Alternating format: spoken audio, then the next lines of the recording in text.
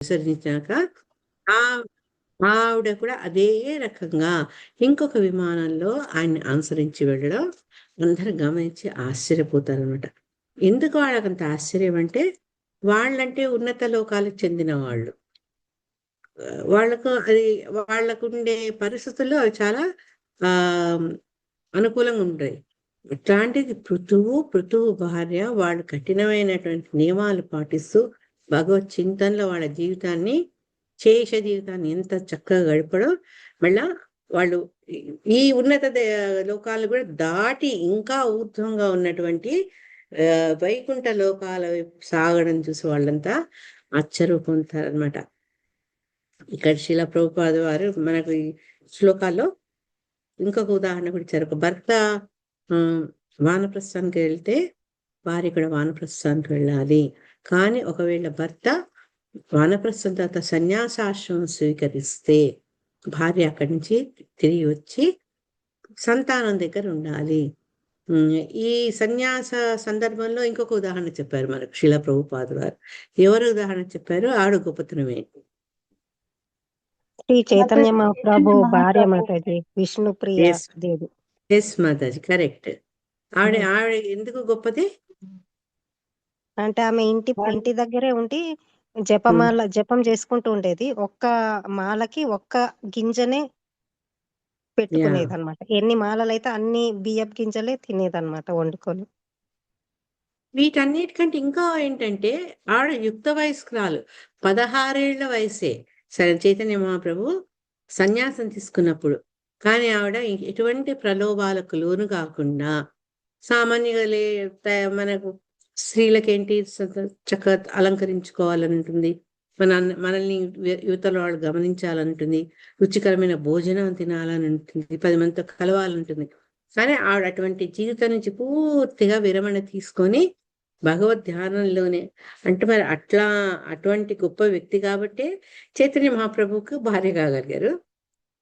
కానీ ఆవిడ అంత ఉదాత్తమైనటువంటి ఉదాహరణ మనకు చెప్పారనమాట. అని చెప్పి శిలా ప్రభుపాద వారు ఇప్పటికి కూడా అట్లా చాలా మంది ఉన్నారు.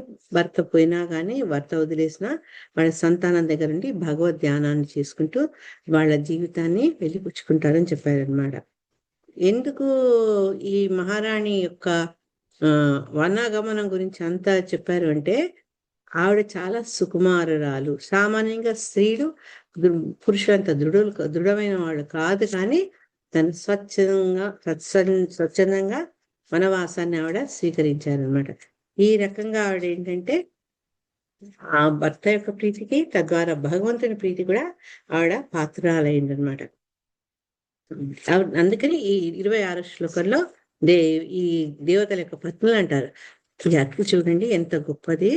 ఆవిడ చేసిన అనేక పుణ్యకర్మల వల్ల ఆమె ఈ ఊర్ధ్వలోకాలకు భర్తను అనుసరించి వెళ్ళగలుగుతుంది అని. భక్త తుకారాంది అనుకుంటా. భక్త తుకారాంకి ఆయన కోసం ఎప్పుడైతే ఈ విష్ణుదూతలు వస్తారో విమానం తీసుకొని, అతను భార్యను పిలుస్తాడనమాట. ఎందుకంటే ఒక భర్తగా తన భార్య యొక్క ఉద్ధరణ కూడా అతని భుజాల మీద ఉంటుంది. కానీ ఆవిడ ఉండండి పిల్లలకు అన్నం పెట్టాలి, పిల్లలకు స్నానం పోయాలి, ఇది అదని అన్నీ ముగించి వచ్చేసరికి తుకారాం వెళ్ళిపోతారనమాట. కానీ ఇక్కడ ఈవిడ తన పుణ్యకర్మల వల్ల భర్తతో సమానంగా ఊర్ధ్వలోకాలకు తనకంటూ ఒక ప్రత్యేకమైన విమానంలో ఆవిడ ప్రయాణం చేసింది అనమాట. చెప్తూ ఇక్కడ మనకు ఒక ఇంపార్టెంట్ పాయింట్ ఏం చెప్పారు అంటే, వీళ్ళు ఈ భౌతిక దేహాలు త్యజించినంత శీఘ్రమే ఎప్పుడైతే ఈ దేహాన్ని భౌతిక దేహాన్ని వదులుతారో వాళ్ళకు ఆధ్యాత్మిక దేహాలు పొంది ఆధ్యాత్మిక విమానంలో ప్రవేశించారు అని చెప్పారు. కానీ మన కొందరు ఏంటి అంటే శూన్యం ఉంటుంది, మరణానంతరము ఇక దేహం ఉండదని కానీ, ఆ దేహం ఉంటుందని కానీ, ఆ దేహం దివ్యమైందని కానీ ఆలోచన వాళ్లకు అవగాహన ఉండదు. అది తప్పు అని శిలా ప్రభుపాద తన పర్పోర్ట్లో చెప్పారనమాట. ఈ ఊర్ధ్వలోకంలో ఉండే స్త్రీలు పైకి కిందికి అన్ని వైపులు చూడగలిగే సామర్థ్యం, అంటే వాళ్ళకు అధికమైన శక్తులు ఉన్నవాళ్ళు కాబట్టి కింద దహనం అవుతుంటే చూశారు, తర్వాత వాళ్ళు ఊర్ధ్వలోకాలు వెళ్తుంటే కూడా వాళ్ళు గమనించారనమాట. అని చెప్పి ఎప్పుడైనా సరే ఒక భర్త అడుగుజాడల్లో భార్య కనుక ప్రయాణిస్తే, కండిషన్ భర్త భక్తుడైతే, అప్పుడు ఆ అనుసరణ వలన భార్యాభర్తలు ఇద్దరు కూడా ముక్తి పొందుతారు, వైకుంఠ లోకాలకు వెళ్తారు అని శిల ప్రభుపాద చెప్తూ, దానికి ఉదాహరణ ఏంటి అంటే పృథు మహారాజు అర్చి యొక్క ఉదాతమని చెప్తారనమాట. 27వ శ్లోకంలో తేషాం దురాపం కిం త్వన్యన్మత్యానాం భగవత్పదం భువి లోకాయుషో ఏ వై నైష్కర్మ్యం సాధయంత్యుత. చదివామా నిన్న ఇది? మాతాజీ 26 చదివారా మాతాజీ? 26 అయిందా? 26 అయిందమ్మా. 26 అయింది. ఎక్స్ప్లెనేషన్ ఎక్కువ చెప్పలేదు నిన్న, ఓకే. టైం ఎక్కువ లేదని. 27 Yes, ma'am. ఇది కూడా మనం చదువుకున్నాము. వాళ్ళు ఒక్కసారి ఏమైనా శ్లోకం చదవండి. మాతాజీ నేను చదవను. హరే కృష్ణ. హరే కృష్ణ. ఎక్కడన్నా తల్లి? ఈ రోజు ఇక్కడే ఈ నైట్ వెళ్తాను. ఓకే, సరే చదవమ్మా. తేషాం దురాపం కిం వన్యన్మర్త్యనాం భగవత్పదం భువి లోకాయుచో ఏ వై నైష్కర్మ్యం సాధయంత్యుత. Yeah. హరే కృష్ణ. ఈ భౌతిక జగత్తునందు ప్రతి మానవుని జీవన కాలము అతి స్వల్పముగానున్నది. కానీ భక్తి యోగమున నెలకొనిన వారు నిజముగా మోక్షపథమున ఉన్నవారగుటచే భగవద్ధామమున కేగుదురు. అట్టి వారలకు దుర్లభమైనది ఏదియునూ లేదు. హరే కృష్ణ. హరే కృష్ణ. ఇది కూడా నేను చదువుకున్నాము. ఈ భౌతిక జగత్తు ఏంటంటే క్షణభంగురం అంటారు. అందుకే చాలా అల్పమైనటువంటి ఆయుష్ మనకు. అది మనకు 100 ఏళ్ళు అనేది చాలా గొప్ప, కానీ భగవంతుని క్యాలిక్యులేషన్ చూస్తే అది ఒక చిటిక వేసినంత సమయం అన్నమాట. కాబట్టి తొందరగా వాళ్ళు జనన మరణాలు చాలా శీఘ్రంగా జరిగిపోతాయి అన్నమాట. కానీ ఎవరైతే భక్తి యోగాన్ని పాటిస్తారో వాళ్ళకి ఏంటంటే ఈ ఉన్న చిన్న సమయంలో కూడా వాళ్ళ సమయాన్ని సద్వినియోగం చేయడం వల్ల, చేయవలసిన భక్తి కార్యాలు వాళ్ళు చేయడం వల్ల ఏంటంటే వాళ్ళు భగవద్ధామానికి చేరుకుంటారు అనమాట. వాళ్లకు దుర్లభమైంది, చేయలేనిది, వీలు కానిదంటూ ఏమీ ఉండదు అని శిలా ప్రభుపా చెప్పారనమాట. అందుకే భగవత్పదం అంటే భగవంతుడి యొక్క ధామానికి, భగవంతుని పాదపద్మాలు చేరుకోవడం అనమాట. ప్రతి భక్తుని యొక్క గమ్యం ఏంటంటే బ్యాక్ టు గాడెడ్. ఆ యొక్క కోరికను ఈ భక్తి ద్వారా, భక్తి సాధన ద్వారా భక్తుడు పొందగలుగుతాడు అని చెప్పారనమాట. అయితే ఇటువంటి ఈ భక్తి మటుకు మనకి ఎట్లా వస్తుందంటే విశేష భక్తుని అనుగ్రహం వల్ల వస్తుంది అన్నమాట. ఎప్పుడైతే ఒక గురువుని ఆశ్రయిస్తారో, ఒక గొప్ప భక్తుల్ని ఆశ్రయిస్తారో, అప్పుడు ఏంటంటే ఈ మనుషులకు భవబంధాల నుంచి బయటపడి భక్తి మార్గంలో ముందుకు వెళ్ళేందుకు ఉత్సుకత ఉంటుంది. అది సులభం కూడా అవుతుందన్నమాట అని చెప్పి, ఇప్పుడు మనం ఎంతో కష్టపడి దేవతా పత్నులు అయినా మనము, కానీ పృథు దంపతులు ఎంత భాగ్యశాలులు. ఎందుకంటే వాళ్ళకున్న స్వల్ప సమయాన్ని భక్తి సాధన చేసి వాళ్ళు అంత పెద్ద పదవిని, అంటే ఊర్ధ్వలోకాలను, ఈ ఉన్నత లోకాలు దాటి వైకుంఠ లోకాలు వెళ్ళే అర్హతను వాళ్ళు సంపాదించుకున్నారు అని చెప్తున్నారు అనమాట. అంటే ఈ ఉన్నత లోకులు వీళ్ళన్నిటి ఊర్ధ్వలోకాలు అన్నిటి టాప్ మోస్ట్ అయిన బ్రహ్మలోకం కంటే కూడా అవి చాలా గొప్పవైనవి అని చెప్తున్నారు. ఎందుకంటే బ్రహ్మలోకం నుంచి మొదలు పెడితే కింది దాకా చూస్తే ప్రతి దాంట్లో కూడా జన్మ, మృత్యు, జరా, వ్యాధి. మనందరినీ సృష్టించిన బ్రహ్మ కూడా, ఆయనకు మనం చదువుకున్న 100 ఏళ్ళు, ఆ బ్రహ్మ క్యాలిక్యులేషన్ ఆయనకు 100 ఏళ్లే ఉందన్న ఆయుష్. జన్మ, మృత్యు, జరా, వ్యాధి అన్నీ ఉన్నాయన్నమాట. ఎప్పుడైతే బ్రహ్మలోకాన్ని దాటిపోతామో అక్కడ ఇంకా ఇటువంటి అవస్థ ఉండనే ఉండదన్నమాట. ఈ జనన మరణాలనే విషయాలు వాళ్ళను బాధించవు. అందుకని శిలా ప్రభుపాద ఏం చెప్తున్నారంటే, ఇక ఈ ఉన్నత లోకాల్లో ఉన్న వీళ్ళకే గొప్ప ఈ వైకుంఠ లోకాల్లో ఉండే పరిస్థితి లభించదు. అంటే ఎవరైతే కామ్యకర్మలు చేస్తారో, వాళ్ళ దగ్గర నుంచి తర్వాత ఏదో ఒక యోగ సిద్ధిని పొంది అనుభవించాలి, ఆనందించాలనుకుంటున్న యోగులకు, వాళ్లకు ఇంకా అసలు ఏమి లాభము. వాళ్ళంటే ఆ విషయాన్ని వాళ్ళు ఊహించలేరు, దాన్ని పొందలేరు అని శిలా ప్రభుపాద చెప్తున్నారు. 28వ శ్లోకంలో స వంచితో బతాత్మదృక్ కృచ్ఛ్రేణ మహతా భువి లబ్ధ్వాపవర్గ్యం మానుష్యం విషయేషు విసజ్జతే. హరే కృష్ణ మాతాజీ. స వంచితో హరే కృష్ణ మాతాజీ. చదవండమ్మా. థ్యాంక్ యూ మాతాజీ. సా వంచితో బతాత్మదృక్ కృచ్ఛ్రేణ మహతా భువి లబ్ధ్వాపవర్గ్యం మానుష్యం విషయేషు విసజ్జతే. అనువాదం. జయ శ్రీల ప్రభుపాద. ఈ భౌతిక జగత్తు నుండి ప్రయాసతో కూడిన కర్మలలో నెలకొయిన వాడును సమస్త క్లేశముల నుండి విడువడటకు అవకాశమైనట్టి మానవ జన్మను పొందిన పిమ్మటయు కఠినముకు కామ్య కర్మలలో ప్రతుడయ్యేది వాడును అది మనుజుడు వంచితుని గాను ఆత్మద్రోహిగాను పరిగణింపబడును. హరే కృష్ణ. ఇంకా ఇప్పుడు డైరెక్ట్ గా మనం ఎవరైతే ఈ కామ్య కర్మరతులు ఉంటారో, ఎవరైతే యోగ సిద్ధులతోటి ఆనందించాలనుకుంటారో, జ్ఞానం ద్వారా ఇక్కడి నుంచి విడపడాలి అని అనుకుంటారు, వీళ్ళందరి గురించి ఈ శిలా ప్రభుపాద వారు ఈ శ్లోకంలో చర్చిస్తారనమాట. ఒక్క విషయం ఏం చెప్పాలంటే, సమస్త క్లేశం నుంచి విడబడేటకు అవకాశమైనటువంటి మానవ జన్మ. మనం నిన్న కూడా చెప్పుకున్నాం, అందరికీ ఉత్తమ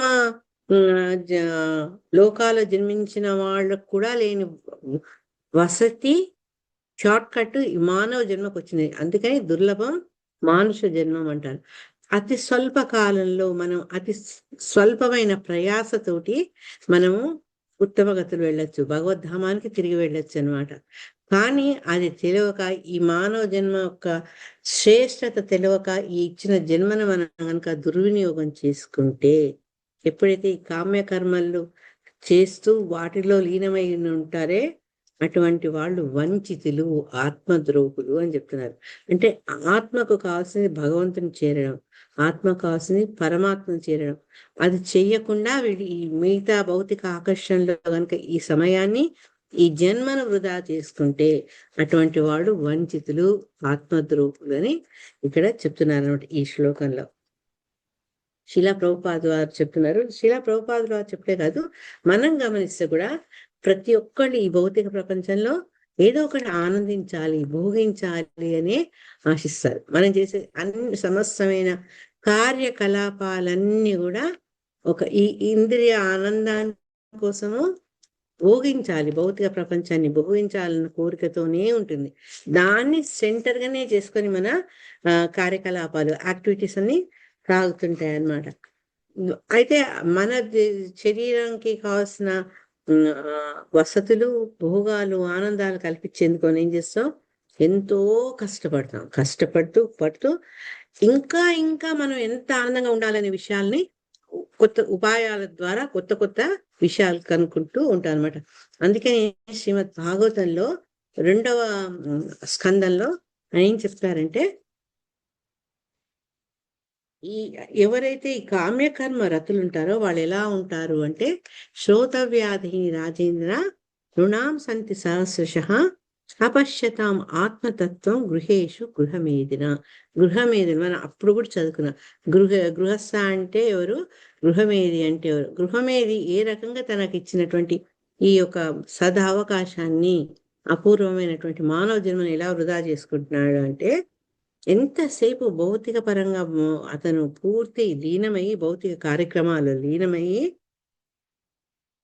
ఈ పరమ జ్ఞానం ఏంటి, పరమ తత్వం ఏంటి అని తెలుసుకునే విషయాల పట్ల అతను గుడ్డివాడయ్యాడు, చెవిటివాడయ్యాడు. అంటే దాని పట్ల అతనికి ఎటువంటి ఆసక్తి లేదనమాట. అతనికి ఎంతసేపు ఈ భౌతిక కలాపాలు, వాటికి సంబంధించిన గాసిప్స్ మీద అతనికి ఎక్కువ ఆసక్తి ఉంటుంది అనమాట. ఇంకేం చేస్తాడు అతను, తన జీవితాన్ని ఏ రకంగా వృధా చేసుకుంటున్నాడంటే, నిద్రయా హ్రియతే నక్తం వ్యవాయేన వావయః దివాచార్థే హయా రాజన్ కుటుంబ భరణేనవా. అతను ఏం చెప్తాడు అంటే, తన జీవితాంతం అంటే తన జీవిత కాలాన్నంతా కూడా ఏ రకంగా అతను వినియోగిస్తాడంటే, పగలంతా శారీరక శ్రమపడి చాలా అంటే ఈ కుటుంబ పోషణార్థం, తన శరీర పోషణార్థం నానా కష్టాలు పడతాడు. ఇక రాత్రిపూట వచ్చేటప్పటికి ఏంటంటే ఇటు సంభోగం ద్వారాను లేకపోతే నిద్ర ద్వారాను మొత్తానికి ఏంటంటే ఈ సమయాన్ని, తనకిచ్చినటువంటి అమూల్యమైన సమయాన్ని అతను ఆ రకంగా వృధా పరుస్తాడు. ఒకటి తన కోసము, తన వాళ్ళు అనుకున్న ఆ మోహంతో తన కుటుంబ సభ్యులను పోషించేందుకు పాపం పొద్దునంతా గాడిదలాగా కష్టపడతారు అన్నమాట మనిషి. ఇటువంటి వాళ్ళు ఏంటంటే వంచితులు, ఆత్మద్రోహులు అని చెప్తున్నారు అనమాట ఇక్కడ. ఇంకేంటంటే ఆ ఇక్కడ శ్రీల ప్రభుపాద ఇంకేం చెప్తున్నారంటే, ఒక్కొక్కరి ఎటువంటి కార్యక్రమాల ద్వారా వాళ్ళ సమయాన్ని, ఇంద్రియ సౌఖ్యాన్ని మెరుగు చేసుకునే ప్రయత్నాలు చేస్తున్నారు అని చెప్పారనమాట. యోగులు ఏం చేస్తారంటే చాలా కఠినమైన ఆసనాలు, యోగ విధానాలు, హఠ యోగం ఇవన్నీ చెప్తారు కదా. చాలా కఠినమైన యోగ పద్ధతి ద్వారా ఏంటంటే ఆ యోగం ద్వారా లక్ష్యాన్ని సాధించవచ్చు. మాతాజీ మరి యోగంలో అన్నిట్లో ఉత్తమమైంది భగవంతుని పొందడం కదా అంటే, అక్కడి దాకా వాళ్ళు రావట్లేదు.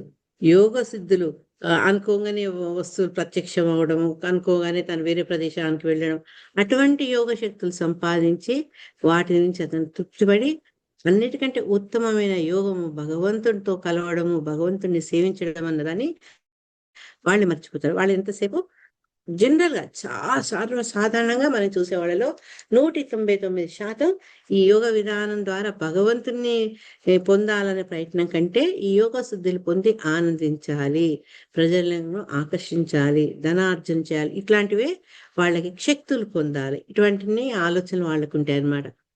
ఈ రకంగా చూస్తే ఇక జ్ఞానులు ఏం చేస్తారు, వాడికి తెలుసు ఇక ఈ బంధాలు తన్ని కట్టిస్తున్నాయని. అందుకని ఆ బంధాల నుంచి బయటపడేందుకు ఈ తత్వాన్ని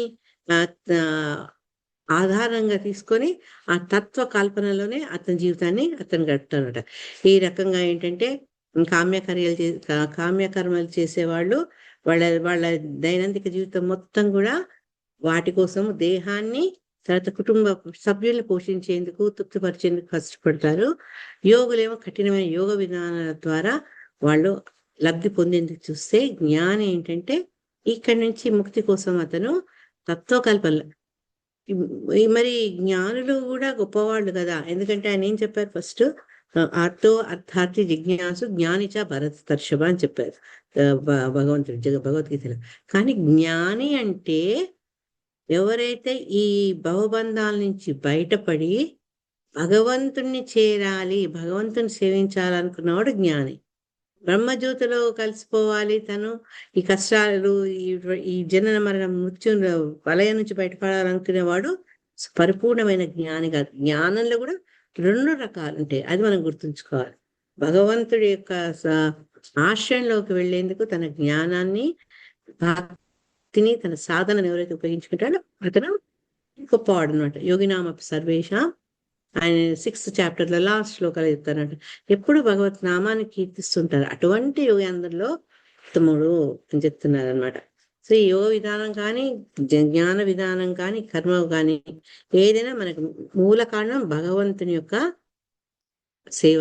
సంసిద్ధిం హరితోషణం, ఆయన్ని ఆనందింపజేసేదే మనకు ముఖ్య ఉద్దేశమై ఉండాలన్నమాట. నెక్స్ట్ ఏం చెప్పారు అంటే, ఈ ప్రతి ఒక్కళ్ళు ఎంతో అంతా ఈ భౌతిక ప్రపంచంలో ఆనందంగా ఉండాలి, సౌకర్యంగా ఉండాలి అని కోరుకుంటారు. కాబట్టి వాళ్ళు చేసే కర్మలు కూడా ఎట్లా అంటే అవి ఇంద్రియ భోగ కర్మలు అంటారు అనమాట. అంతేగాని ఆధ్యాత్మిక కర్మల కింద మనము పరిగణించలేము.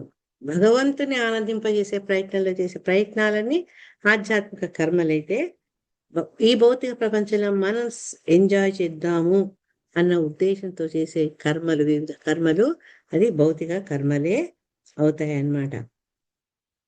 ఇక్కడ ఏం చెప్తున్నారు అంటే, చాలా మంది క్లియర్గా చెప్తారు, మన జన్మ తర్వాత మళ్ళీ ఏం జన్మ ఉందో మనకు తెలీదు, ఎంజాయ్ చేద్దాం, బతికినాడు హాయిగా ఉందాం అంటే వాళ్ళు ఈ కామ్యకర్మ రతులు వాళ్ళు ఓపెన్ గా చెప్తారనమాట, మేము ఈ జీవితాన్ని భోగించడమే మాకు ముఖ్య ఉద్దేశము అని అనమాట. ఇక కొందరు ఏంటంటే యోగాభ్యాసం ద్వారా మహత్తులు ఇంతకుముందు తెలుసుకున్నట్టు, తర్వాత ఈ జ్ఞానులు కూడా వాళ్ళు ఏంటి అంటే భగవంతునితో ఏకం కావాలి, బ్రహ్మజ్యోతిలో లీనం అవ్వాలి అనుకుంటాం. ఈ రకంగా ఈ 3 రకాల కేటగిరీస్, 3 రకాల వర్గం చెందిన వాళ్ళు ఇంద్రియ భోగంలో నెలకొన్న వారే అవుతారు. డైరెక్ట్ గా, ప్రత్యక్షంగా, అప్రత్యక్షంగా కూడా, పరోక్షంగా కూడా వాళ్ళు ఇంద్రియ భోగంలో నెలకొన్న వారైతే, భక్తులు ఏంటంటే ఎటువంటి ఇంద్రియ భోగాసక్తులు వాళ్ళకు ఉండవు. వాళ్ళకి ఏంటి అంటే కేవలం భగవంతుని సేవ చేయడం, భగవంతుని ఆనందపరచడంలోనే వాళ్ళు సంతృప్తి చెప్తారనమాట. అందుకని ఏంటంటే బాగా కడుపు నిండిన వాడికి ఆకలి అంటూ ఇది తినాలి అది తినాలని ఏ రకంగా నాలుక అతన్ని రేకెత్తించలేదో, అదే రకంగా ఈ భక్తి యొక్క సేవా విధానంలో వాళ్ళు మంచి పరిపూర్ణత చెందిన కాబట్టి వాళ్ళకి ఏంటంటే భౌతిక కర్మల పట్ల ఎటువంటి ఆసక్తి వాళ్ళకి కలగదు. అంటే భక్తితో వాళ్ళు సాచురేట్ అయి ఉన్నారు. ఇంకా వాళ్ళ దాంట్లో ఇప్పుడు సాచురేట్ అంటే మనం ఒక ఇది స్పాంజ్ ఉంటుంది, స్పాంజిలో నీళ్ళు పోస్తుంటే పోస్తుంటే పోస్తుంటే పోస్తుంటే అది పీల్చుకుంటుంది. ఒక స్టేజ్ వచ్చినాక ఇంకా స్పాంజిలో నీళ్లు నిలవ అనమాట, బయటికి వచ్చేసే అది అనమాట సాచురేట్ అవ్వడం. ఇక్కడ వాళ్ళకి ఆ భక్తిలో పూర్తి భావం లీనమై ఉన్నారు కాబట్టి వేరే భావాలు వాళ్ళకు ఆకర్షింపబడవు అనమాట. ఇటువంటి వాళ్ళనే దేవపత్నులు. ఎవరైతే ఇంద్రియ భోగ కర్మల్లో నియమితమైనారో వాళ్ళను దేవతలు వంచితులు అన్నారు. వాళ్ళు ఏంటంటే ఆత్మఘాతకులు. ఆత్మకు కావాల్సింది భగవత్ సాన్నిధ్యము, కానీ వీళ్ళు దాన్ని ఇవ్వకుండా ఆత్మను చంపేస్తున్నారనమాట. శ్రీమద్ భాగవతంలో 11th స్కందంలో ఉందని శిలా ప్రభుపాద తన పర్పోర్ట్ ద్వారా చెప్పారు. మనం కథ చెప్పుకునే వాళ్ళం కదా, ఒక దానికి లేడీ వచ్చి ఒక పంజరాన్ని తీసుకొని, ఒక చిలుకని తీసుకుంటుంది, బంగారు పంజరం. కానీ ఆవిడేంటి చిలకకు తగిన పోషణ ఇవ్వక ఆ బంగారు పంజరానికి పాలిష్ పెట్టి దాన్ని చూసుకునేందుకు ఒక నౌకర్ని పెడుతుంది. కానీ ఈ ఈ బాహ్యమైనటువంటి వీటిని చూడడంలో ఏదైతే ఒక జీవి సజీవమైనటువంటి ఆ పక్షికి ఆహారం అయినందువల్ల కొన్నాళ్ళకి అది మరణిస్తుంది. అట్లా ఇక్కడ మనం కూడా మన శరీరంలో ఉండే ఆ పక్షికి కావాల్సినటువంటి ఆధ్యాత్మికతను మనం ఇవ్వట్లేదు. అందువల్ల అది అట్లా మనం ఆత్మను కష్టపెట్టిన వాళ్ళం అవుతాం కాబట్టి ఆత్మఘాతకులే. ఇంకొక చక్కటి ఉదాహరణ చెప్పారు శిలా ప్రభుపాదుల వారు. మన ఎప్పుడు వీలైతే అప్పుడు మన ఆధ్యాత్మిక జీవితంలో ఒక గురువు యొక్క ప్రాధాన్యత ఏంటి, ఎందుకు గురువు కావాలి అనే విషయాన్ని ఎప్పటికప్పుడు శిలా ప్రభుపాద వారు మనకు చెప్తున్నారు. అదే రకంగా ఈ పర్పోర్ట్ ద్వారా కూడా ఏం చెప్పారంటే, ఎప్పుడైతే ఒక సముద్రాన్ని సముద్రం అంటే చిన్న వాటర్ బాడీ కాదు, విశాలమైన సముద్రం. అది ఎక్కడ ఆకాశం నీరు కలిసిపోయి ఉంటుందో మనం తెలుసుకుంది, ఎక్కడ చూసినా నీలి రంగే ఉంటుంది. అటువంటి సముద్రాన్ని దాటాలంటే ఎంతో దూరం నడపాల్సి వస్తుంది. ఈ మనుషుడికి ఏంటంటే స్ట్రాంగ్ నౌక కావాలి, లేకపోతే ఈ సముద్రంలో వచ్చి తుఫాన్లకు వాటికి అది కొట్టుకొని నశించిపోయే అవకాశం ఉంటుంది అనమాట. అందుకని ఈ దానితోటి మన ఈ మానవ జీవితాన్ని కూల్చారనమాట. అవిద్య అంటే భగవంతుని యొక్క గొప్పతనం, భగవంతుని భక్తి చేయకపోవడం, అది అవిద్య. అటువంటి అవిద్య అనే ఈ సాగరాన్ని, సంసార సాగరాన్ని దాటాలి అంటే మానవుడిగా జన్మించడం ఒక చక్కటి నావ అనమాట, దృఢమైన నావ. వేరే మార్గాల్లో వాళ్ళు ఎవ్వరు కూడా దాటలేరు.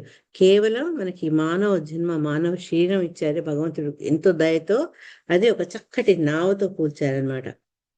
ఈ నావలలో నావికుడు ఉండాలి. మరి నావ ఒక్కటే కాదు, నావికుడు కావాలి కదా. నావ నడవాలంటే ఆ నేర్పరి అయినటువంటి నావికుడు ఎవరంటే గురువు ఒకరి జీవితంలో అని చెప్పారనమాట.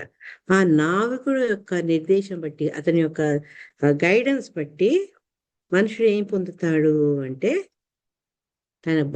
తన గమ్యాన్ని అతను పొందగలుగుతాడు.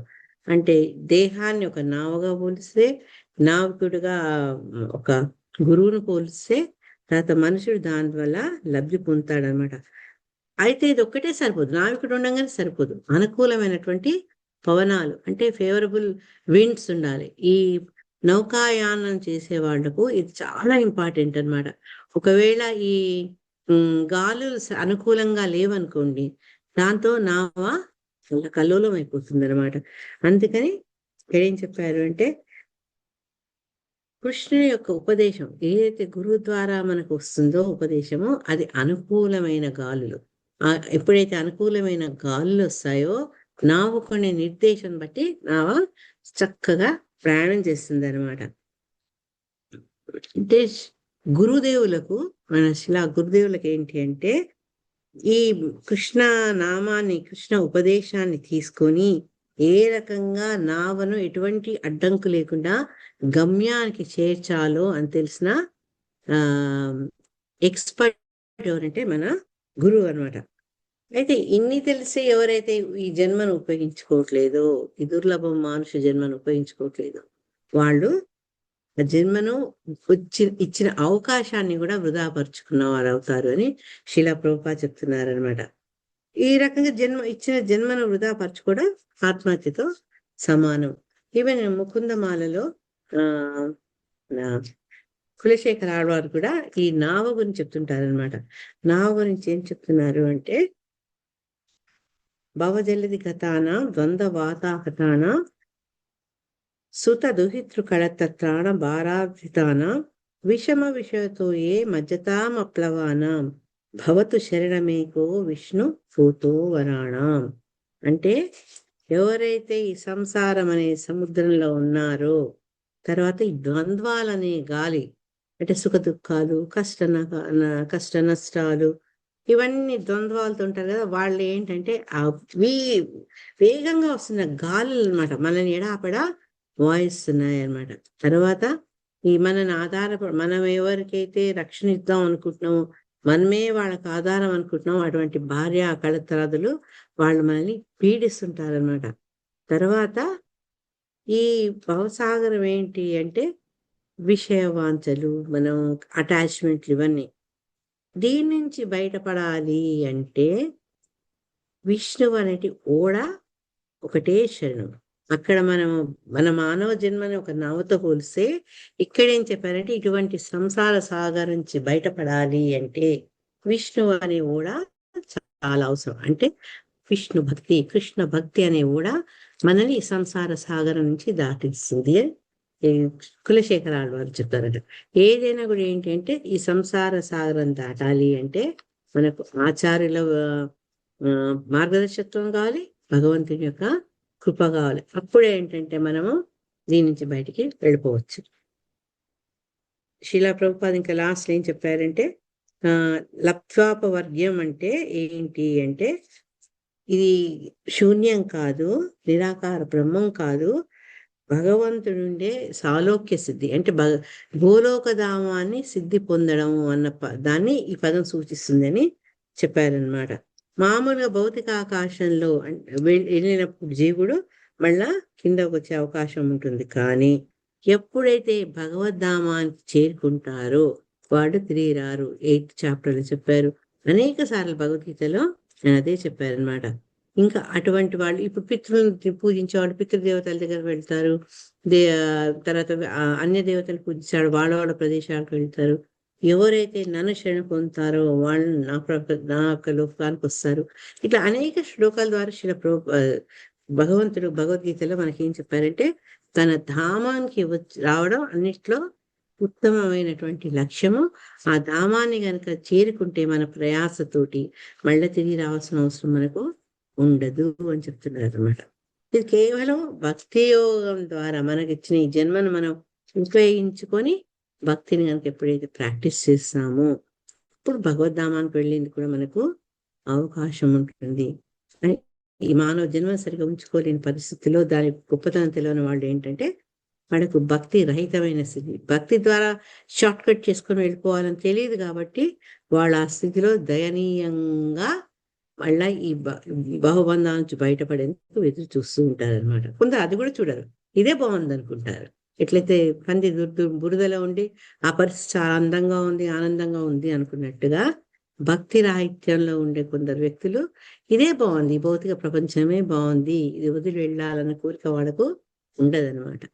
29th శ్లోకంలో మైత్రేయుడు చెప్తాడు, మైత్రేయ వాచ సువతీశ్వమర స్త్రీషు పతిలోకం గతావధూః యం వా ఆత్మవిదాం ధుర్యో వైన్య ప్రాప్యాచ్యుతశ్రయః ప్రాపాచ్యుతాశ్రయ.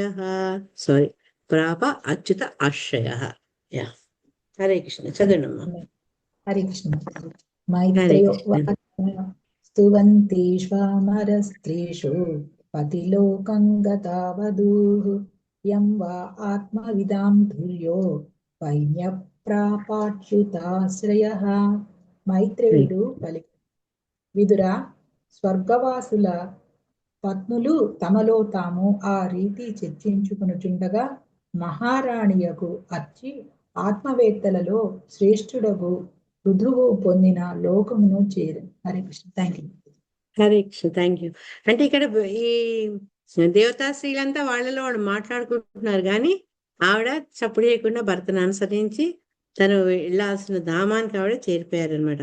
ఇక్కడ పతిలోకం అన్నారు. పతిలోకం అంటే పృథువుకు వేరే లోకం ఉందని కాదు, భర్త ఏ లోకానికి అయితే వెళ్ళారో ఆ లోకానికే అరిచి వెళ్ళింది అని అర్థం అనమాట. అందుకే అయితే ఇప్పుడు మరి ఆయన వెళ్ళిన లోకం ఏంటంటే భక్తుల్లో శ్రేష్ఠుడు, భగవంతుని యొక్క శక్తి అవతారం కాబట్టి ఆయనే వైకుంఠ లోకంలోకే ప్రవేశించారు అని మళ్ళీ శశిల ప్రభుపాదుల వారు ఈ పర్పోర్ట్ ద్వారా చెప్తున్నారు అనమాట.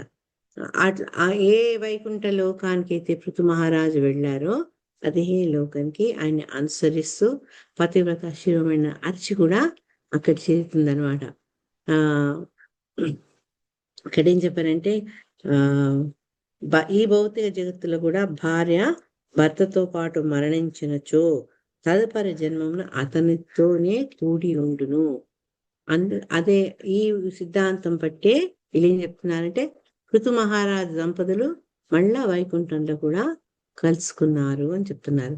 వైకుంఠ లోకాల్లో మనం థర్డ్ క్యాంటల్ చదువుకున్న ఆ వర్ణన అంతా వైకుంఠ లోకంలో భార్యాభర్తలు ఉంటారు, కానీ వాళ్ళకి ఏంటంటే సంతానకరణము మైత్రం అనేది ఉండదన్నమాట. ప్రతి ఒక్కళ్ళ యొక్క జీవిత ఉద్దేశం భగవంతుని సేవించడం, ఆయన ఆనందం కోసం వాళ్ళు కర్మలు చేయడం.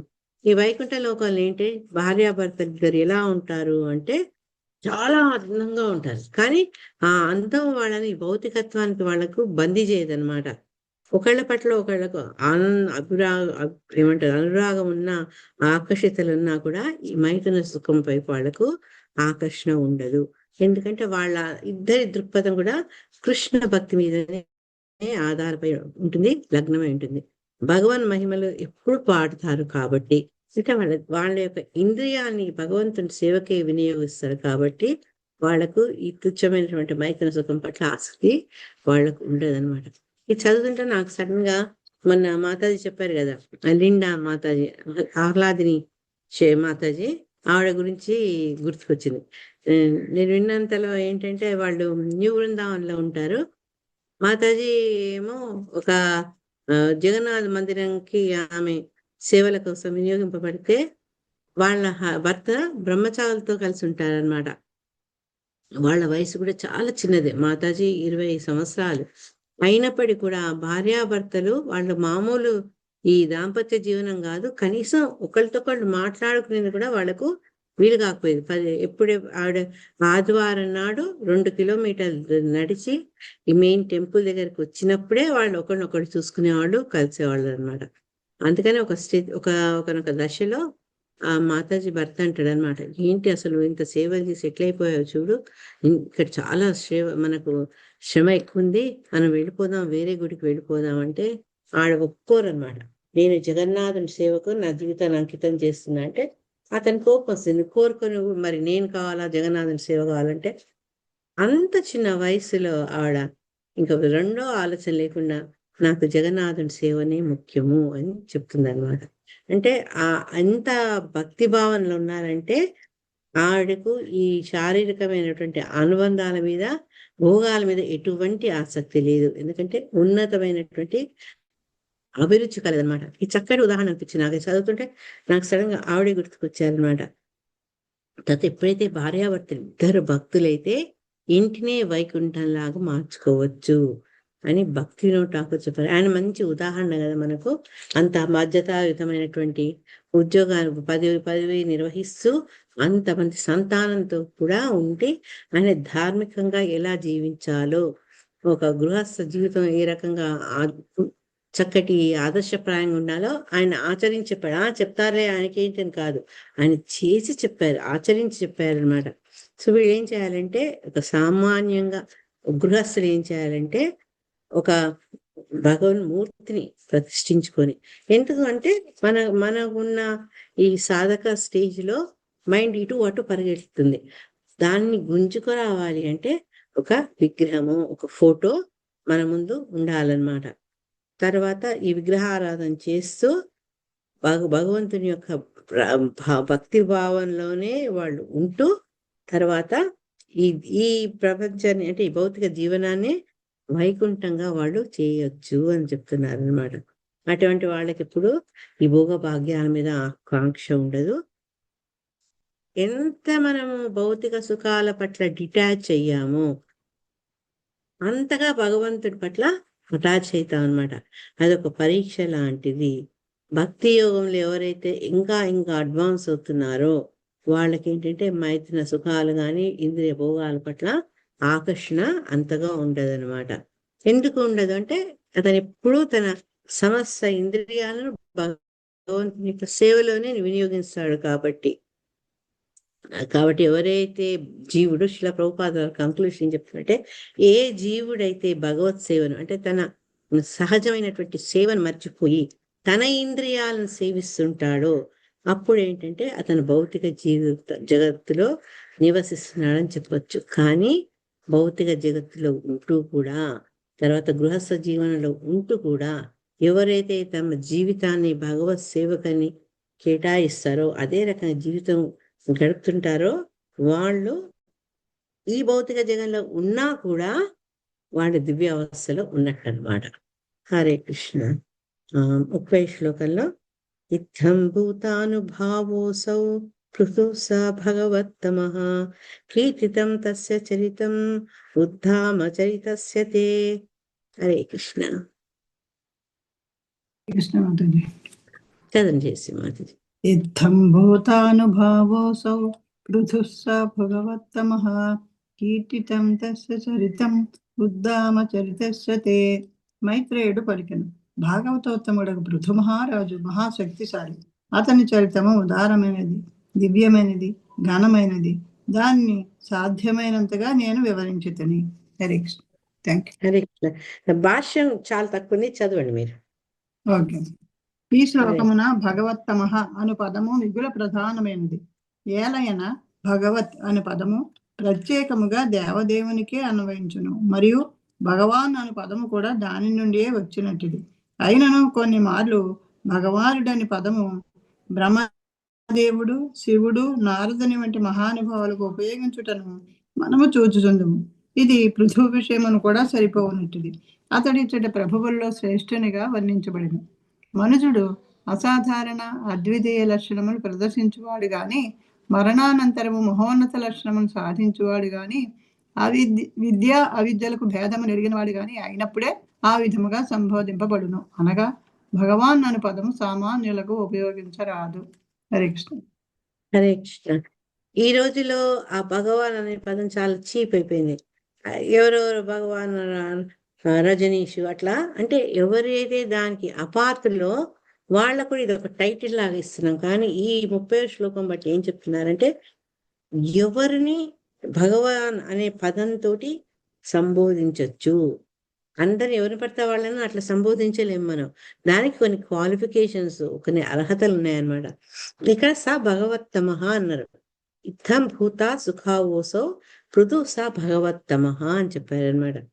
అంటే ఇక్కడ భాగవతోత్తముడైనటువంటి పృథు మహారాజు ఆయన ఎటువంటి వాడు, ఆయన గుణగణాలు చెప్తున్నారు. అతను చాలా గొప్ప శక్తిశాలి, చాలా శక్తివంతుడు. తర్వాత అతని చరిత్ర ఏంటంటే ఒక ఉదారమైంది, దివ్యమైంది. ఒక భక్తుడి చరిత్రలు ఎప్పుడు దివ్యమైనవే అన్నమాట. అందుకని ఇన్ని లక్షణాలు ఉన్నాయి కాబట్టి పృథు మహారాజు యొక్క జీవన చరిత్ర గురించి ఇంత మాట్లాడుతున్నా నేను అని చెప్తున్నారు. ఎందుకు అంటే ఎవరైనా సరే, ఇప్పుడు నెక్స్ట్ శ్లోకాలు చెప్తారు ఎందుకు పృథు మహారాజు గురించి మాట్లాడాలి, ఎందుకు పృథు మహారాజును స్మరించాలి, ఎందుకు ఆయన కార్యక్రమాలు కార్యకలాపాలు తెలుసుకోవాలి అంటే మరి ఉట్టిగానే అతను ఆ గౌరవాన్ని పొందలేదు. అతను చేసిన పనులు అవన్నీ నెక్స్ట్ శ్లోకంలో చెప్తున్నారు అనమాట. ఓకే, చూడండి, నేను దక్ష యజ్ఞం టైంలో కూడా చెప్పాను. కొన్నిసార్లు ఏంటంటే కేవలము కృష్ణ ఆర్ విష్ణుని భగవాన్ అనకుండా కొన్నిసార్లు ఏంటంటే బ్రహ్మదేవుణ్ణి, శివుణ్ణి, నారదుని లాంటి గొప్ప వ్యక్తుల్ని కూడా భగవాన్ అనే శబ్దంతో మనము సంబోధిస్తాం అన్నమాట. ఇట్లే ఇక్కడ భగవంతుని యొక్క శక్తి ఆవేశం అవతారమైనటువంటి పృథు మహారాజును కూడా భగవంతుడుగా చెప్పబడ్డారనమాట.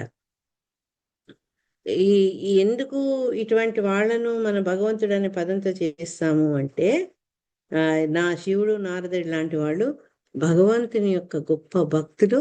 లేదా భగవంతుడు ఎప్పుడైతే భగవంతుడితోనే ఉండి నిరంతరం ఆయన గురించి ధ్యానం చేస్తుంటే వాళ్ళ స్వభావంలో కూడా కొంత ఆ ఒక్క ఛాయలు కనిపిస్తాయి అన్నమాట. భగవంతుడి కార్యక్రమాలు, అతని గొప్పతనం అనేది అతని గొప్ప భక్తులకు కూడా ఆ ప్రభావం చూపిస్తుంది. ఎట్లయితే ఇనుమును మనం బాగా కాల్చినప్పుడు అది ఎట్లా అవుతుంది, ఒక నిప్పులాగా, ఒక బొగ్గు కణికలాగా తర్రగా అయిపోతుంది అనమాట.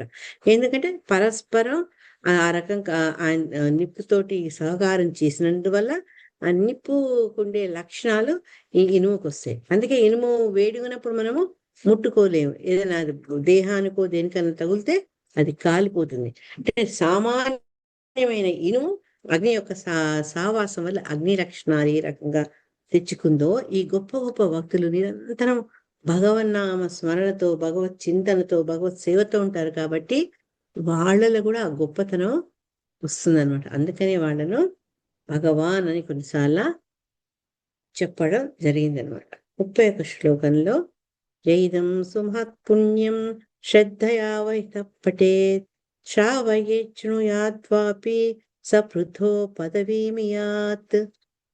హరే కృష్ణ మాత చదవనా? చదవండి అమ్మా.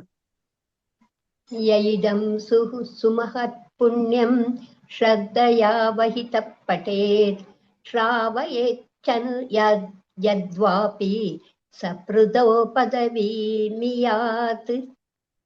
ఋతు మహారాజు మహద్గుణములను శ్రద్ధతోను నిశ్చయంతోను వర్ణించువాడు, అనగా వానిని పఠించువాడు, లేదా శ్రవణం చేయువాడు, లేదా శ్రవణములకై ఇతరులను తోడ్పడువాడు ఆ రాజు పొందిన లోకమునే నిక్కముగా పొందగలడు, అనగా అట్టివాడు కూడా వైకుంఠమునే చేరగలడు. హరే కృష్ణ. హరే కృష్ణ. ఈ 31 శ్లోకం నుంచి 39 శ్లోకాల దాకా ఏంటంటే ఫలశ్రుతి. 23 నుంచి 30 శ్లోకాల్లోకి ఎప్పుడైతే పృథు మహారాజు యొక్క దేహాన్ని, భౌతిక దేహాన్ని వదలడమో, తర్వాత అర్చి అతను ఏ రకంగా సేవించిందో, తర్వాత ఏ రకంగా అతని దహన అంత్యక్రియలకు ఆవిడ ఏర్పాటు చేశారు, తను ఏ రకంగా భగవంతునితో పాటు ఆ చితిలో ప్రవేశించారు, ఇవన్నిటి గురించి దేవపత్నులు మాట్లాడినవన్నీ 23 నుంచి 30 శ్లోకాలకు వస్తే 31 నుంచి 39 శ్లోకాలు ఫలశ్రుతి. ఎందుకు పృథు మహారాజు గురించి తెలుసుకోవాలి, అది తెలుసుకోవడం వల్ల, అర్చి గురించి తెలుసుకోవడం వల్ల మనకి ఏంటి ప్రయోజనము అనే విషయాన్ని ఈ శ్లోకాలు చెప్తున్నారు. ఇక్కడ ఏం చెప్పారు అంటే, పృథు మహారాజు సర్వగుణ సంపన్నుడు. ఆయన ఏంటి, గొప్ప గుణాలతోటి, శ్రద్ధతోటి, నిశ్చయంతో వర్ణించేవాడు. ఎవరైతే పృథు మహారాజు యొక్క గొప్పతనాన్ని శ్రద్ధగా చెప్తారో, లేదా ఎవరైతే ఆయన గురించి వింటారో శ్రద్ధగా, ఈ రెండు కాక వేరే వాళ్ళు వినేందుకు తగినట్టుగా ప్రోద్బలం ఇస్తారు. దాన్ని ఇంగ్లీష్లో ఫెసిలిటేట్ అంటారు. ఉదాహరణకు ఇప్పుడు జయశ్రీ మాతాజీ ఇంట్లో మంచి ప్రోగ్రామ్ అవుతుంది. ఉదాహరణకు గౌరంగ దర్శన ప్రభు వచ్చారనుకోండి, తను అప్పుడు ఏం చేస్తుంది, మీకు తెలిసిన వాళ్ళందరికీ గౌరంగ దర్శన ప్రభు వస్తున్నారు, పలానా రోజు మీరు రాండి, ప్రభు భాగవతం చాలా బాగా చెప్తారు, తెలుగులో బాగా చెప్తారు, పద్యాలు బాగా చెప్తారు. ఈ రకంగా తను ఏంటంటే మిగతా వాళ్ళను మోటివేట్ చేయడమే కాక, వాళ్ళందరూ ఆ ప్రదేశానికి, తన ఇల్లే అనుకోండి, అక్కడికి వచ్చి లబ్ధి పొందేందుకు ఆవిడ సహకరిస్తారు అనమాట. ఇటువంటి వాళ్ళు ఆ పృథు మహారాజు పొందిన లోకాన్ని, ఉత్తమ వైకుంఠ లోకాన్ని ఖచ్చితంగా పొందుతారు అని చెప్తున్నట్టు. ఇది మొట్టమొదటి ఫలశ్రుతిలో శ్లోకం. శ్రీల ప్రభుపాదుల గురించి కొంచెం వివరిస్తున్నారు. సామాన్యంగా ఒక మన విష్ణు భగవానుడి చేసే సేవ నవవిధ భక్తుల్లో ఏదితో స్టార్ట్ అవుతుంది? శ్రవణం, కీర్తనం కదా. ఈ రకంగా భక్తి యోగం స్టార్ట్ అవుతుంది అనమాట. భగవంతుడి గురించి పలకడం, భగవంతుడి గురించి వినడము, ఇవన్నీ కూడా ఏంటి అంటే ఈ నవవిధ భక్తుల్లో మొట్టమొదటి వచ్చే కేటగిరీకి చెందినవి అనమాట. అంతేగాక ఎందుకు మనకు ఇవే వినాలి అంటే, ఎవరైతే త్రిమూర్తుల్లో ఒకడు భగవంతుడితో సమానంగా కొందరు భావిస్తారో, భగవంతుడి కంటే ఇంకా ఎక్కువ మహత్తులైన వాడుగా భావించబడతారో, అటువంటి శివుడే, సాక్షాత్ శివుడే ఆ పద్మ పురాణంలో ఆమె చెప్తారనమాట. ఎవరు? పార్వతీదేవికి ఆరాధనాన 1 సెకండ్ సర్వేష విష్ణు ఆరాధన పరం, కరెక్ట్ చూసి చెప్తా. ఆయన ఏం చెప్తారంటే, అందరికంటే ఆరాధింపదగిన వాడు కేవలం విష్ణువు. విష్ణువు కంటే కూడా విష్ణు భక్తుల్ని ఆరాధిస్తే ఆయన ఇంకా ఆనందిస్తారు అని చెప్తారు. అంటే భగవంతుణ్ణి సేవించడము, భక్తుల్ని సేవించడము ఎంత ముఖ్యం అనేది ఇక్కడ చెప్పడం జరిగింది. 1 సెకండ్. ఎందుకంటే ఈ శ్లోకాలు మనకు పద్మపురాణంలో శివునికి పార్వతి మధ్య జరిగిన సంభాషణ ద్వారా చెప్పబడ్డాయి అన్నమాట. ఆరాధనానాం సర్వేషాం విష్ణుర్ ఆరాధనాం పరం తస్మాత్ పరతరం దేవి తదీయానాం సమర్చనం. అంటే ఇక్కడ శివుడు ఏం చెప్తున్నాడంటే, దుర్గాదేవికి ప్రియురాల, వేదాల్లో అన్యదేవత అర్చన గురించి చెప్పబడినప్పటికీ కూడా విష్ణు ఆరాధన అన్నిటిలో పరమ ఉత్తమమైంది, శ్రేయస్కరమైంది. తర్వాత ఈ విష్ణు ఆరాధన కంటే విష్ణు భక్తులైనటువంటి వైష్ణవులను ఎవరైతే ఎప్పుడు సర్వకాలావస్థలందు భగవంతుడు స్మరిస్తారో వాళ్ళ సేవను దానికంటే ఉత్తమమైందని శివుడు చెప్తాడనమాట పార్వతీదేవికి. సో ఇక్కడ ఏం చెప్తున్నారంటే ఇక్కడ శివపురాణం ఇచ్చారు, మనకేం పద్మపురాణం అని చెప్పబడింది. ఏదైనా కూడా శివుడు విష్ణు యొక్క ఆరాధన అన్నిట్లో ముఖ్యమైనది, గొప్పదని చెప్పారనమాట. కాబట్టి వైష్ణవుని గురించి వినడము, భగవంతుడి గురించి వినడము, భగవంతుని సేవలు చేయడము, వైష్ణవుడి గురించి తెలుసుకోవడం రెండు శ్రేష్టమైనవి, దాదాపు సమానమైనవి అని శ్లోకం ద్వారా చెప్తున్నారు. కాబట్టి ఏంటి అంటే పృథు మహారాజు గురించి వచ్చే ఈ కథనాన్ని కూడా చాలా శ్రద్ధతోటి వినాలి అని చెప్తున్నారు అనమాట. ఎందుకు అంటే అట్లా ఎవరైతే పృథు మహారాజు కార్యక్రమాలు, పృథు మహారాజు యొక్క గొప్పతనాన్ని తెలుసుకుంటాడో అతను కూడా మండ వైకుంఠ లోకాల ప్రాప్తి జరుగుతుంది. అసలు విష్ణువు వైష్ణవులు అంటే తగినవాడు, పూజించేవారు, వీళ్ళ మధ్యలో ఏమీ భేదం లేదు. దీన్ని అందుకని ఏంటంటే వైష్ణవుని విష్ణువుతో సమానంగా పరిగణింపబడతారు అన్నమాట. అందుకని శిలాహార విష్ణు చక్రవర్తి మన సంసార దావానాలు ఏం చెప్తారని, సాక్షాదరిత్వేన సమస్త శాస్త్రయే ఉక్త సదాభావిత ఏవ సాధి కింటు ప్రభోర్య ప్రియవతస్య వందే గురు శ్రీ చరణారవిందం. భగవంతుడి యొక్క ఆంతరంగిక సేవకుడు, కాన్ఫిడెన్షియల్ సర్వెంట్ ఎవరంటే గురు మహారాజు. అందుకని ఆయన్ని గురువుతో సమానంగా, లేకుంటే భగవంతుడు సమానంగా గురువుని మనం గౌరవించాలి, ఆదరించాలి అనమాట. అది అనేక గ్రంథాల్లో అనేక సార్లు ఆచార్యుల ద్వారా చెప్పబడింది అనమాట. కాబట్టి ఏంటంటే ఎవరైతే భగవంతుని యొక్క ప్రామాణిక ప్రతినిధి ఉంటాడో అటువంటి ఆ ప్రామాణిక ప్రతినిధి అయిన గురువు యొక్క పాద పద్మాలకు నేను నమస్కరిస్తున్నాను అని గురు అష్టకంలో వచ్చే ఒక శ్లోకం అనమాట.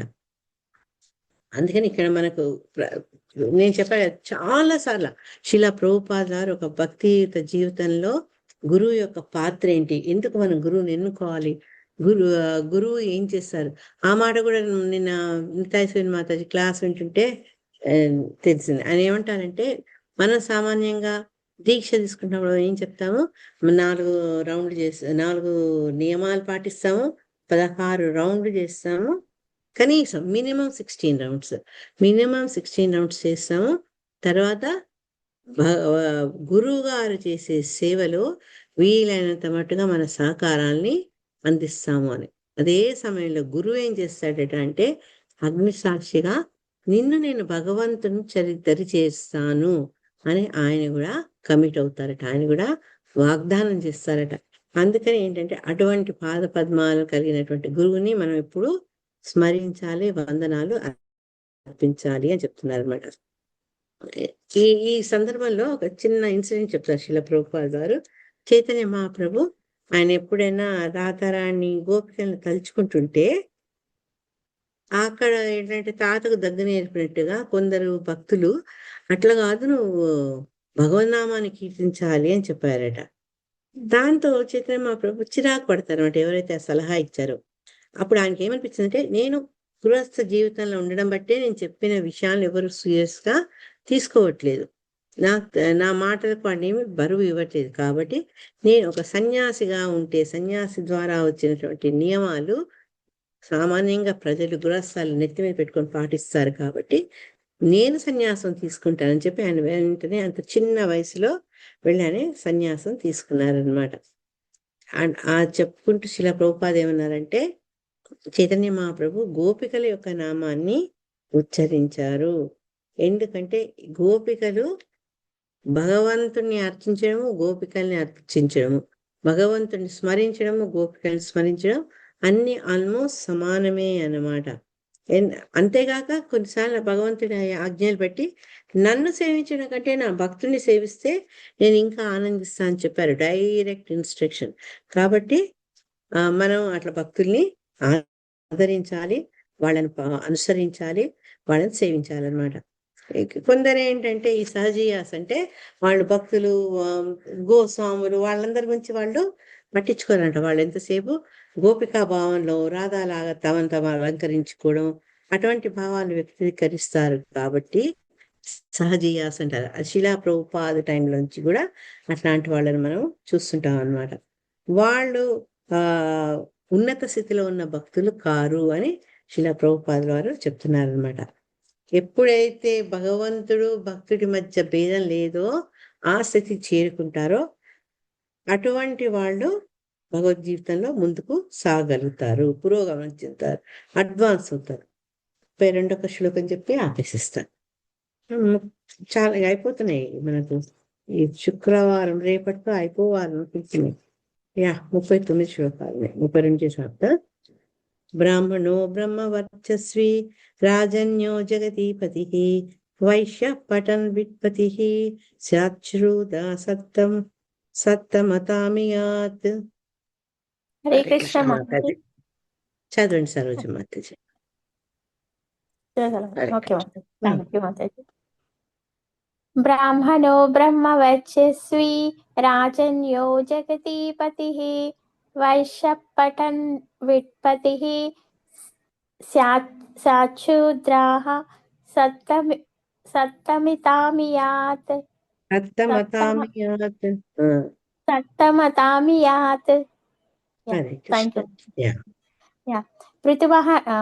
శ్రీల ప్రభుపాద్కి జై. పృథుమహారాజు చరిత్రమును శ్రవణం చేయువాడు బ్రాహ్మణుడైనచో బ్రాహ్మణత్వమున పరిపూర్ణ యోగ్యతను బడయగలడు. క్షత్రియుడైనచో ప్రపంచ చక్రవర్తి కాగలడు. వైశ్యుడైనచో ఇతర వైశ్యులకు, పెక్కు పశువులకు ప్రభువు కాగలడు. శూద్రుడైనచో ఉత్తమ భక్తుడు కాగలడు. థ్యాంక్ యూ మాతాజీ. హరే కృష్ణ. మనము విష్ణు సహస్రనామంలో కూడా సిమిలర్ గా చదువుతుంటాం మనం. అంటే ఏంటి? వేదాంతకో బ్రాహ్మణ స్యాత్ క్షత్రియో విజయీ భవేత్ వైశ్యోధన సమృద్ధ స్యాత్ శూద్ర సుఖమాప్యాత్. అంటే ఈ వర్ణాల్లో ఏ వర్ణంలో ఉన్న వాళ్లకు ఏది అయితే పరిపూర్ణత కలిగిస్తుందో, ఏది కోవాలో, ఏది చేయాలో వాళ్ళకి అవి లభ్యమవుతాయి అన్నమాట. అంటే ఎప్పుడైతే నేను ఏ ఆశ్రమంలో ఉన్నా, ఏ వర్ణంలో ఉన్నా అన్న ఆలోచన లేకుండా ఎవరైతే భక్తుడు కావాలని కోరుకుంటారో అది సరైన విధానం అని శ్రీమద్ భాగవతం చెప్తుందనమాట. ఎందుకు అంటే అకామా సర్వకామోవా మోక్షకామ ఉదారది తీవ్రేణ భక్తి యోగేన. నువ్వు కోరికతో ఉన్నా, కోరికలు లేకున్నా, లేకపోతే మోక్షం కావాలన్నా, ఏది కావాలన్నా కూడా మనం ఆశ్రయించాల్సింది ఆ దేవదేవుణ్ణి. తర్వాత ఆయన యొక్క సేవలు చేయాలి మనం. అట్లా చేయడం వల్ల ఏంటంటే మనం ఎక్కడ ఉన్నా కూడా దాంట్లో అయోగ పరిపూర్ణత మనకు లభిస్తుందన్నమాట.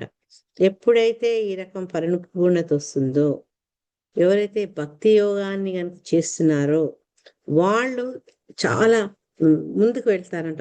అంటే ఒక మనిషి యొక్క పూర్ణ స్థాయికి ఈ రకంగా వాళ్ళు చేరుకునే అవకాశం ఉంటుందన్నమాట. దీంట్లో బ్రాహ్మణులు, క్షత్రియులు, వైశ్యులు, శూద్రులు అని చెప్పారు కదా. శిలా ప్రభుపాదులు వారు ఏమంటున్నారంటే కేవలం జన్మతహానే కాక కర్మతః ఉంటే అటువంటి వాళ్ళు లబ్ధిని పొందొచ్చు. వాళ్ళు ఏ వర్ణానికి చెందిన వాళ్ళైనా వాళ్ళు ఏంటంటే నిరంతరము భగవన్నామాన్ని వినడం వల్ల, కీర్తించడం వల్ల వాళ్ళు కూడా ఆ స్థితికి చేరుకోవచ్చు అని చెప్తున్నారనమాట. అంటే ఏ ఏ ఆశ్రమంలో ఏ వర్ణంలో జన్మించినా కూడా అరే మిగతా వాళ్ళు ముందుకు పోతున్నారు, నేను పోలేను అనుకున్న భావన మనకు అక్కర్లేదు. మనం చేస్తున్న పని మనం సక్రమంగా చేస్తూ భగవంత్ నామాన్ని ఎప్పుడు కనుక నిరంతరం తలుచుకుంటామో అప్పుడు ఏంటంటే మన భక్తిలో పరిపూర్ణత అనేది లభిస్తుంది అనమాట. అందుకని శిలా ప్రభుపాది అన్నారు, బ్రాహ్మణ వంశంలో జన్మించినంత మాత్రాన సరిపోదు. ఎందుకంటే మనిషికి కావాల్సిన క్వాలిఫికేషన్ అంటే బ్రహ్మతేజం కూడా అతనిలో ఉండాలి. బ్రహ్మతేజం అంటే ఎప్పుడు వస్తుంది? సాధన వల్ల, జ్ఞానం వల్ల ఆ బ్రహ్మతేజం లభిస్తుంది అనమాట. అదే రకంగా రాజు ఇంట్లో పుట్టాడనగానే అతను దాని పూర్తి అర్హుడైపోవాడు అనమాట. ఇతనికి ఏంటి? పాలనా శక్తి ఉండాలి, రక్షణ శక్తి కూడా ఉండాలి. కష్టాల్లో ఉన్న వాళ్ళని రక్షించగలిగే కేపబిలిటీ, అర్హతలు కూడా అతనికి ఉండాలి. అదే రకంగా వైశ్యుడు చూసుకుంటే శిలా ప్రభుపాదుల వారు ఏమన్నారంటే నందమహారాజు లాగా వేలాది వేల ఆవులు కలిగి ఉండాలి అని చెప్తున్నారు. కానీ ప్రస్తుత కాల పరిస్థితుల్లో మనకు అదంతా సులభంగా జరగదు. ఎందుకంటే ఈ పశు పోషణ కూడా వాళ్ళు కృత్రిమ విధానాల ద్వారా పెట్టకూడని ఆహారాన్ని పెట్టుతున్నారు, హింసిస్తున్నారు వాళ్ళను. అందుకని మనం అతనితో మనం పృథు మహారాజుతో మనము పోల్చలేము, నందమహారాజు మనము పోల్చుకోలేము అనమాట. ఎందుకంటే నందమహారాజు చాలా గొప్ప వైశ్యుడు, 9 లక్షల ఆవులు, పాలు, పెరుగు, పాడి అన్ని కలిసిన వాడు అనమాట. అందుకని ఆయన ఈ గోపబాలుని పరిపాలించేవాడు. ఇక సరే జన్మదేముంది, ఏ జన్మ తీసుకున్నా అంటే బ్రాహ్మణ, క్షత్రియ, వైశ్య, శూద్ర వీటిలలో ఎక్కడైనా జన్మించడం బట్టి వాళ్ళు దాని గురించి నిరుత్సాహపడకుండా భక్తి యోగాన్ని ఎక్కడ ఇప్పుడు అయితే ఎటువంటి అడ్డు లేదు. అంటే నువ్వు ఈ వర్ణంలో ఉన్నావు, నువ్వు పూజించేందుకు నీకు అర్హత లేదని ఇప్పుడు ఎక్కడ అనట్లేదు, మారిపోయింది పరిస్థితి. కాబట్టి వాడు శూద్రుడైనా, వైశ్యుడైనా, క్షత్రియుడైనా, బ్రాహ్మణుడైనా కూడా పరిపూర్ణత రావాలి అంటే భగవంతుడి గురించి వినడము, కీర్తించడం, ఈ రెండు ద్వారానే అది సాధ్యమవుతుందని చెప్పారనమాట. చెప్తే ఈ బ్రాహ్మణ కుటుంబంలో పుట్టంగానే బ్రహ్మ తేజస్సు కలిగి ఉండాలి, రాజవంశంలో జన్మించగానే కొంత ఈ రక్షణ శక్తి ఉండాలి, అందరినీ పాలనా దక్షత కూడా ఉండాలి.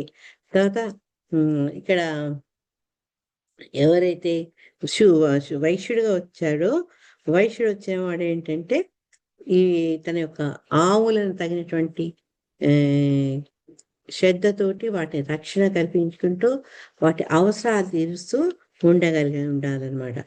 ఆ తర్వాత లాస్ట్ ఏంటి అంటే శూద్రుడైనా సరే ఎప్పుడైతే భక్తి యోగాన్ని చేపడతాడో అతను భగవంతుని భక్తుల గురించి వింటాడు. కాబట్టి ఈ కేటగిరీలో అంటే బ్రాహ్మణ, క్షత్రియ, వైశ్య, తర్వాత శూద్ర ఇవన్నీ జంపు చేస్తూ ఉన్నతమైన స్థానం, బ్రాహ్మణ స్థానం కూడా అతను పొందగలుగుతాడు అని శిలా ప్రభుపాద చెప్పారు. సో ఈ రకంగా ఏంటంటే మనం ఇప్పటిదాకా 23 నుంచి 30 శ్లోకాల్లో ఈ దేవతా పత్నులు పృథు మహారాజు, తర్వాత అర్చి వాళ్ళ దేహం విడడము, తర్వాత వెంటనే వాళ్ళు ఊర్ధ్వలోకాలు దాటి వైకుంఠ లోకాలకు ఏ రకంగా ప్రయాణం చేశారో వాళ్ళ గొప్పతనము, అర్చి యొక్క పాతివ్రత్యం గురించి చర్చించుకుంటే ఆ తర్వాత 31-39లో ఫలశ్రుతి మొదలవుతుంది. ఫలశ్రుతిలో మనం ఫస్ట్ 2 శ్లోకాలు చేసాము. 28వ శ్లోకాల్లో ఆత్మఘాతి అని అన్నారు కదా, దాని నుంచి గౌరంగ దర్శన ప్రభు ఏం చెప్పారంటే, సవాంఛితో వతాత్మ అదృక్ అంటే అతని ఏంటి అంటే తన పట్ల తను కూడా ఈర్ష్య కలిగిన వాడై ఉంటాడు. కృచ్ఛ్రేణ మహతా భువి లబ్ధ్వా పవర్గ్యం మానుష్యం అంటే ఎప్పుడైతే అతి కష్టంతో దుర్లభమైన ఈ మానవ శరీరాన్ని పొందామో, ఆ పొందినప్పుడు ఏంటంటే ఎందుకు అదంత గొప్పదంటే ఈ జన్మ ద్వారా మనం జనన మరణాల వలయం నుంచి ఛేదించుకోవచ్చు. గత విషయేషు విసర్జతే. కానీ మనం ఏం చేస్తున్నాం, అంత గొప్ప జన్మను ఈ భౌతిక సుఖాల కోసమని వృధా చేస్తున్నాము. మన యొక్క స్థానం మనం తెలుసుకోకుండా ఈ మనకు వచ్చిన అవకాశాన్ని మనం నష్టం చేసుకుంటున్నాం అన్నమాట. సో ఇది మనం చాలా గుర్తుంచుకోవాల్సినవి ఈ రోజు పాఠాల్లో. ఆత్మగ్లాని తర్వాత వంచితుడు, ఎందుకంటే తనకిచ్చిన అవకాశాన్ని తను సరిగా ఉపయోగించుకోలేదు. ఈ చేస్తూ 29-30 శ్లోకాలు అత్రి పృథు మహారాజు వెళ్ళినటువంటి ప్రాంతాలకి వెళ్ళడము, తర్వాత పృథు మహారాజు యొక్క కథ ఎందుకు వినాలి అన్న విషయాన్ని శ్రీల ప్రభుపాద గారు మనకు చక్కగా చెప్పారు. ఆయన ఏంటంటే చాలా శక్తివంతుడు, ఉన్నతమైన చరిత్రని కలవాడు. అందుకని ఏంటంటే